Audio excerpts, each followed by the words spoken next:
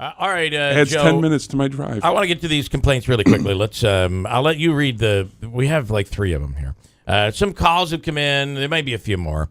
You're not hiding any from me, right? And believe me, my boss doesn't hide any. I get every one that comes in. Any complaint that comes in, I get it, and I'm okay with that. I try to respond to people. I can't respond to these idiots.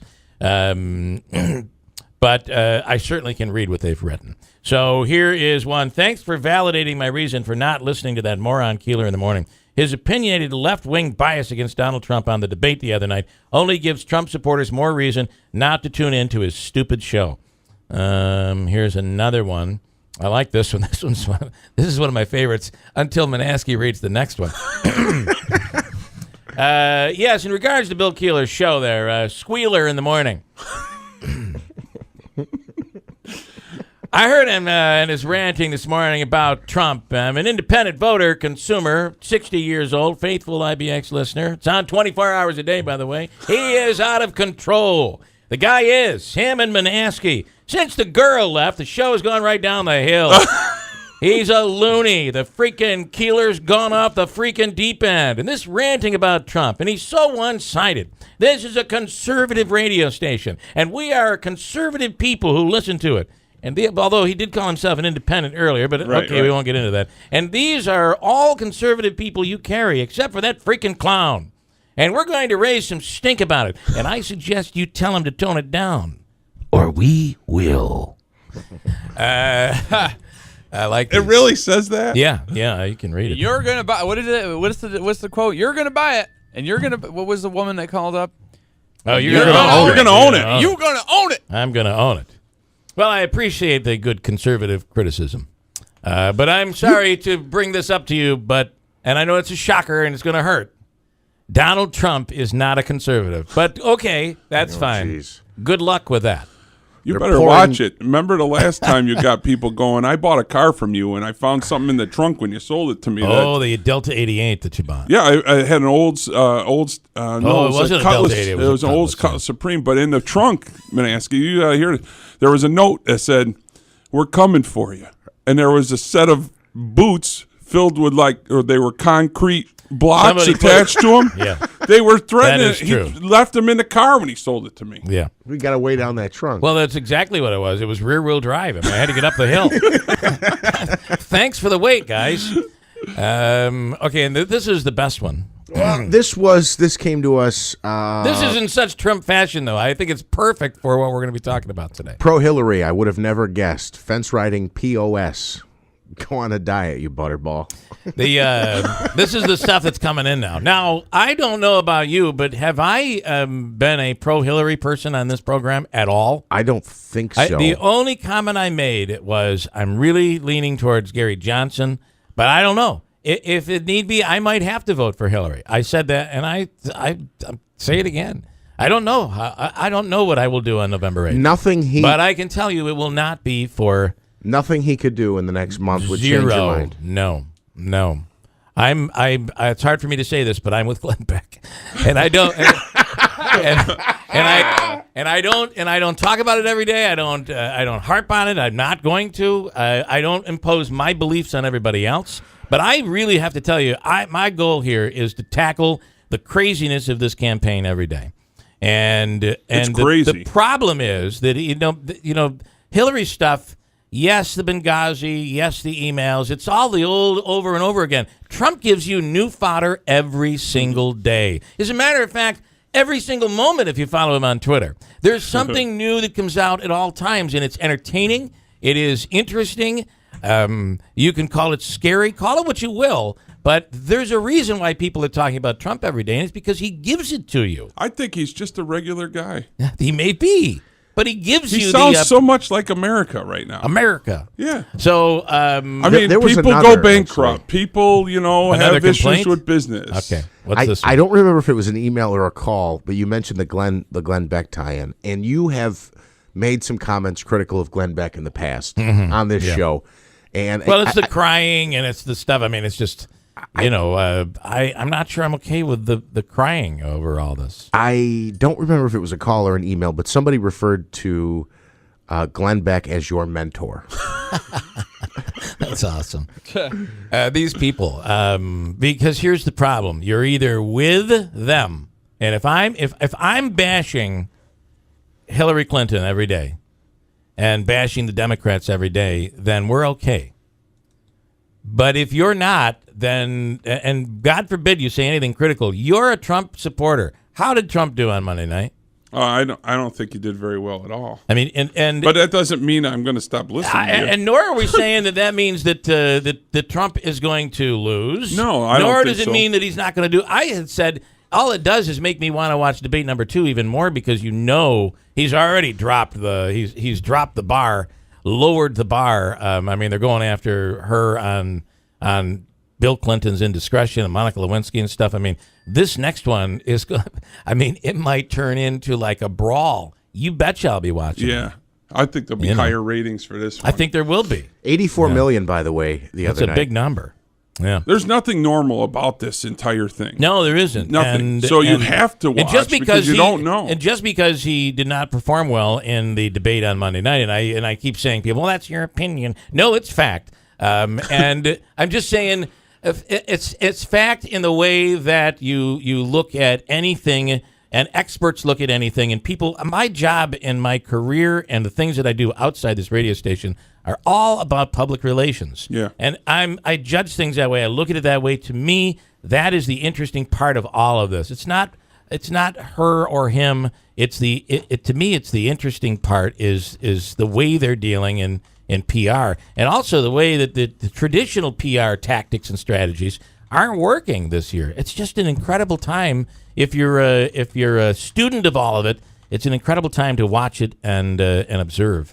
To me, that's what it's all about. And so when I say he didn't perform well, it is not a whether I'm voting for him or not voting for him. It has nothing to do with it.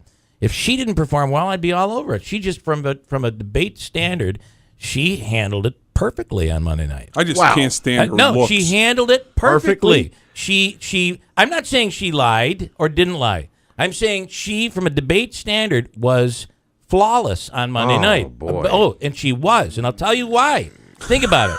You can shake your head all you want. Again, it's fact. She studied. She is a debater. She's polished. Now, whether that works is all debatable. Whether people say she was too polished for me, that's really for the polls to decide. Right. But in terms of debate strategy and how you learn how to debate, she went by the book on Monday night. And when he hit her, she smiled. She came up with a funny line, and she moved on. Yeah. So it's the way you're supposed to do it, Jeff. I'm not saying Hillary Clinton, I'm supporting her and I'm voting for her. I'm saying she was on the mark on Monday, and he wasn't. He didn't. He kind of thought he could go in there and beat her up, and it's well, a different I think venue. it's the inexperience that he has too. Could be. He doesn't know how to debate. I mean, he can argue, but debate. I don't know. Very different thing. It is. Right? It is very different. So I'm just saying, you look at it. I'm looking at it from that standpoint. Not from a political, I love her, I hate him, I love him, I hate her. It doesn't. How you're going to vote is all up to you, and how the people react to this. Forget what people like you do. Forget what people that love Hillary Clinton do. Forget all of that. None of that matters. You're not changing Joe Lode's mind. No. You're not changing a Hillary Clinton supporter's mind. Those people are there. They're not moving. The only focus that we need to have right now are those people that are sitting in the middle. Where do they go? Where do the Bernie Sanders people go? Where do the people that supported Jeb Bush go? Where do the people go that Ted Cruz, now that he's endorsed Trump, do they follow suit, or do they abandon Ted Cruz? To me, those are the only people that matter right now. The ones that have said, I can't vote for either one of them. I don't think Ted Cruz supporters should vote at all, though. You don't think they should vote? I mean, this crap. Yeah. All right. Okay. On the quickly on the issue of the woman, Miss Piggy, the fat shaming. Yeah. Yeah. She's a crackpot. Number one. Did you hear the interview? Anderson Cooper had it, and he was like, "So there, you were brought up on charges of driving a getaway car in a murder case and threatened the judge." Yeah. Okay, Yeah, threaten the judge. She is no queen of the silver dollar here. Her line. She's got baggage. But here's the problem that you have, Joe. Is No, that wait. What about her line? Her though? line was, "Well, we all have a past, you know." Yeah. What? Here's the problem. Trump keeps doubling down on calling her fat, though. Yes, she was. She was an eating machine. She ate the whole. We tried to put her into a gym. She ate the gymnasium. In the standard of what was Miss Beauty pageant, she was overweight in the middle. But don't you think Don't you think a better strategy would be to just say, you know what?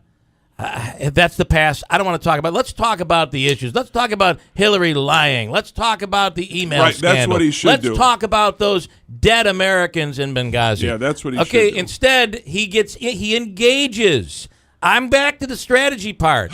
Bad move, and I can guarantee you 1,000 times over, you Trump-loving whack jobs that are emailing us. Okay, I'm not talking to you. I didn't email you. These 4 goofballs that emailed and have given me personal threats. If you can't see past what I'm saying, that it's not about supporting one side or the other, it's about strategy, morons. That if you can't see that, and you feel so bothered by what I'm saying because it's not what you want to hear, you got to email and try to get me fired. Well, it just shows what kind of people you are. I don't think you should listen to us. Don't listen. I mean, you say you've already told my boss I should be fired, and you won't listen anymore. Please, I hope you're not hearing this now. I hope you're standing true on your promise. It's strategy. That's all it is. It's strategy that we're talking about. He should be hammering her on the things that he can beat her on. Right. And he's being distracted by the little shiny things. Shiny objects. That's it. But hold on.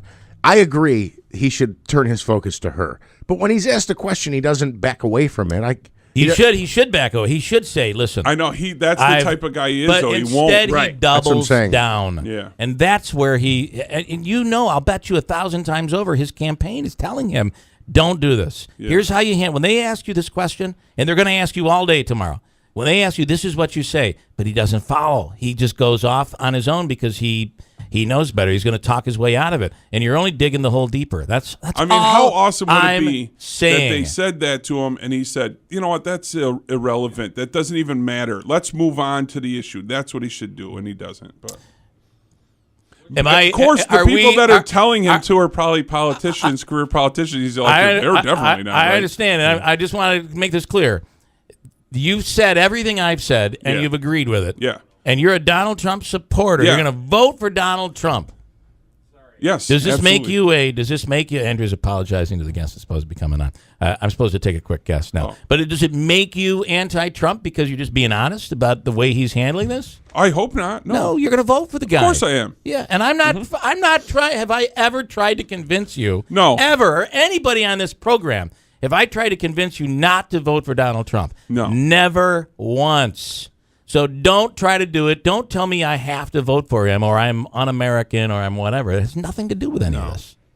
Right? Right. There was that time, though, you kept giving me vodka shots saying, are you sure? Are you sure? Yeah. Anyway, it's all I want to get into on it. Feel free if you want to pipe in. And here's the other part of this program. This is not all one-sided. 7360186 is our phone number. You can call in at any time, and we'll be all about it. I will take your call. Never once have I been denied a call. I'll let you talk. Never Joe once. walks into the studio. He's a Trump lover, and never once have I tried to sway anybody in the direction of Hillary Clinton.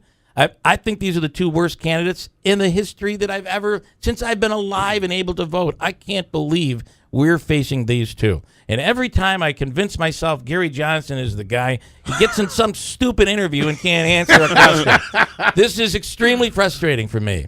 So it is what it is. Chuck is on the radio now through our phone line. We call it the free speech line. Good morning, Chuck. Good morning, Billy. How you doing, man? The only thing I want to say is that the overall media stuff is strictly related to trashing Donald Trump. And can I hold on? Okay, I just wanted to add the other day in the Times Telegram, there was 6 stories about Donald Trump, and none of them were really favorable. Yeah. And all I'm saying is that when all of us are out there, and it's a media barrage of everything against Donald Trump or about Donald Trump and about what he did 30 freaking years ago or whatever. You know, we just get a little tired of it. And all what I'm saying is that I listen to you every day. I love you like a brother. You know, I don't agree with you all the time. I will never ask to get you fired. I will still continue to listen to the radio show and pipe in when I feel necessary. And what I was going to say, and what I was going to say, Chuck, is that when you say the media is really anti-Trump, it's not just your typical mainstream MSNBC liberal media. It's even Fox News.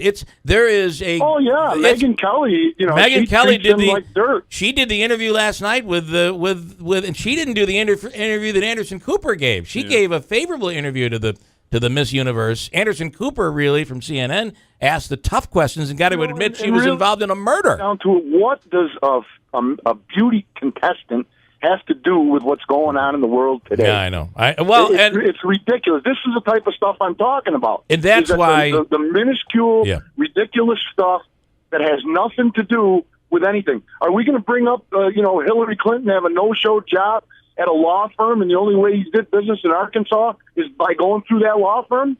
You know, that was 35, 40 years ago, whatever it was.